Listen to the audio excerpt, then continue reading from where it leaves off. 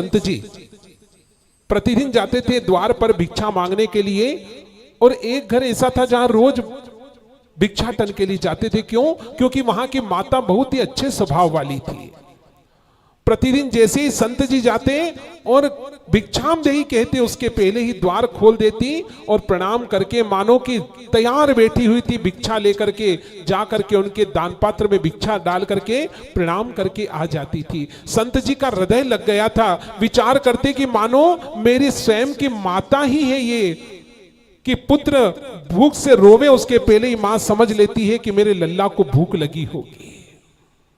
इसलिए उस माता में स्नेह पड़ गया, और जब स्नेह पड़ गया तो प्रतिदिन वहां पर जाने लगे भिक्षाटन के लिए। पर कहते हैं ना कि नवरात्रि के दिन, नवरात्रि में जो 9 दिन की देवियों का हम पूजन करते हैं ना, पहले दिन होती है शयन पुत्री की, और दूसरे दिन की पूजा होती है ब्रह्मचारिणी की, तीसरे दिन होती है चंद्र घंटा की, तो चौथे दिन कुष्मांडा की, पांचवें दिन जब स्कंद माता का पूजन होता है तो छठे दिन माता कात्यायनी का पूजन होता है, और 7वें दिन काल रात्रि का, तो अष्टम दिवस में महागौरी और नवम दिवस में हम सिद्धिदात्री का पूजन करते हैं। 9 ही बहनों के अलग अलग स्वभाव होते हैं।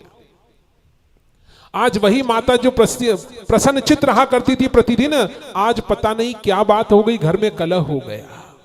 सुबह उठते ही कलह, और कलह इतना हो गया कि वही माता जो लक्ष्मी स्वरूपा दिखती थी, प्रेम की प्रतिमा दिखती थी, आज वह भी एक रणचंडिका की भांति बन गई।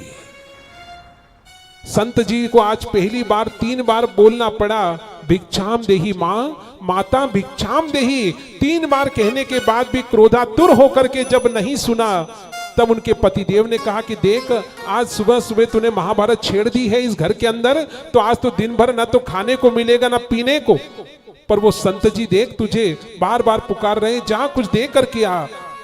अब समय देखिए 12 बजे का समय हो गया, अभी तक पोते को घुमाती जा रही है और अपने स्वामी से झगड़ा कर रही है। उस माता ने क्रोधित होकर कहा कि ठीक है जाती हूं। क्रोधातुर होकर के द्वार को खोला और बाहर जाकर के कहा क्या चाहिए? कहा मां, रोज जो देती हूं वही दे दो दान पात्र में। क्रोधित हो रही थी। कहते हैं ना, क्रोध पाप का मूल है, अपना ही करे नुकसान, और जहां क्रोधवान आ रहे दया धर्म और ज्ञान। क्रोध एक ऐसी आंधी है जो ज्ञान के दीपक को बुझा देती है। हाथ में जो मेला कुचेला कपड़ा था पोछे का, वही मुंह पर दे मारा संत शिरोमणि के, और कहा कि आज के बाद तुम्हें कभी मेरे द्वार पर आना नहीं पड़ेगा, ये लो दान अपना। जैसे ही मुंह पर मेला कुचेला पोछे का कपड़ा लगा, संत जी कहने लगे वाह मां, आज तो बहुत बड़ी धरोहर तुमने दे दी। सत्य कहती हो माता, आज के बाद तुम्हारे द्वार पर कभी आने की आवश्यकता ही नहीं पड़ेगी। ऐसा धीरज मन में धारण कर लिया तो गृहस्थ रह करके भी आप संत बन सकते हैं। घर में हम देखते हैं किसी ने बिना वार्ता के ही, बिना हमारी गलती के 2 बात सुना दी, उसके बाद भी आप कुछ बोले नहीं और आपका मन प्रसन्नचित है, तो समझ लो आप जैसा संत कोई नहीं है। संत जी वहां से चले गए। जाते जाते आकाश की ओर देख रहे हैं, सूर्य देवता से कह रहे सूर्यदेव, आज वार कौन सा ये तो मैं नहीं बता सकता, किंतु आज मुझे उपवास करना है। आज मन में मैंने संकल्प लिया है कि मुझे उपवास करना है।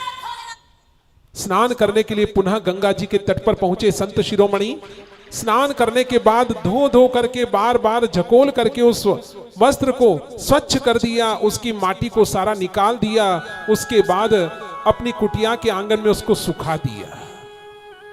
सुखाने के बाद अपनी कुटिया में जहां पर भगवान की पधरामणि कर रखी थी, उनके सामने जाकर के उन्होंने भजन कीर्तन सुनाए। और कीर्तन करते करते जैसे ही गोधूली वेला का समय हुआ, तो उस सूखे हुए कपड़े को टटोल करके देखने लगे कि सूखा कि नहीं सूखा। जय श्री कृष्ण।